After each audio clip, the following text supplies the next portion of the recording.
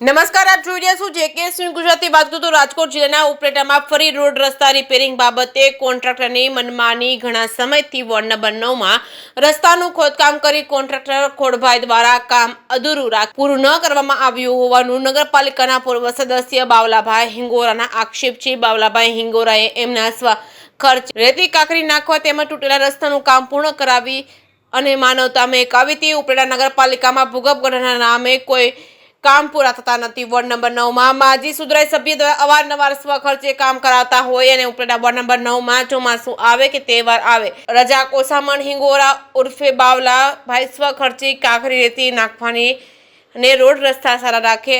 બાવલાભાઈ સ્વખર્ચે કાંકરી રેતી નાખીને રોડ રસ્તા સારા રાખે છે. જે કેસની ગુજરાતી સાથે અરશિયાહી ઉપલેટા.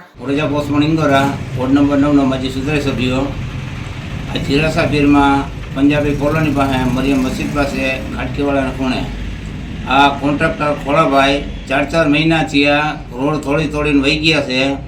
માણસો કોઈ ચાલી નથી શકતા. તેના માટે થઈને અબ્બાના અમારા સહિત પીરે તરીકે હતા, એના લગ્ન હતા. કેટલે ફેરી ફોન કર્યા, આવી છે નથી જવાબ દેતા. એના માટે થઈને મેં મારા 100 ખર્ચે ટંજ રેતી કાંકરી હંધુ નખાવીને આ રોડનું કામ પૂરું કર્યું છે. અંદાજે કેટલો ખર્ચો થયો? અંદાજે ખર્ચો થયો છે 8-10 હજારનો. જેસીબી મંગાવ્યું, આટલા ટ્રેક્ટર નાખ્યા.